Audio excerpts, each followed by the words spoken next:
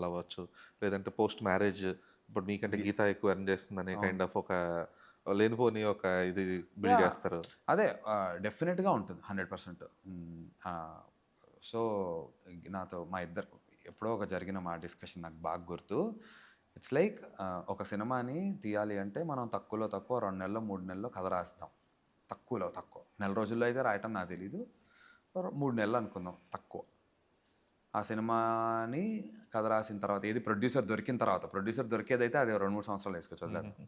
Producer ఉన్నాక 3 నెలలు కథ రాయటం, ఒక 60 రోజులు షూటింగ్ అంటే మంత్లీ 15 డేస్ అలా చేసిన 10, 15 డేస్ ఒక 4 months of shooting. So 7 months post production, re recording, డబ్బింగ్లు, ఎడిట్ అంతా కలిపి అదొక 3 మంత్స్, అదొక 10 మంత్స్. ప్రమోషన్ ఒక నెల రోజులు, ఆ నెక్స్ట్ ఈ 1 ఇయర్ అంతా మనం పని చేస్తూనే ఉన్నాం. వీటన్నిటికీ మనకు ప్రొడ్యూసర్ డబ్బులు ఇస్తూనే ఉన్నాడు. ఈక్వల్లీ ఎర్న్ చేస్తుండొచ్చు. కానీ ఈ సంవత్సరం అంతా మనం కనబడకుండా ఒక ఫ్రైడే కనిపిస్తాం. ఆ ఫ్రైడే మనది కాదనుకో. ఈ సంవత్సరం అంతా పోయింది.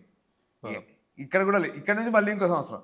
ఇలా 4 ఫ్రైడేస్ పడ్డాయి అంటే 4 సంవత్సరాల్లో. సో లాస్ట్ 4 ఇయర్స్‌గా నువ్వేమీ పీకట్లేదు, నువ్వేమీ సంపాదించట్లేదు అనే ఒక పర్స్పెక్టివ్ మన మీద ఫార్మ్ అవటమే కాకుండా, ఇదే ఫీల్డ్‌లో నా వైఫ్ కూడా ఉంది కాబట్టి స్పెషల్లీ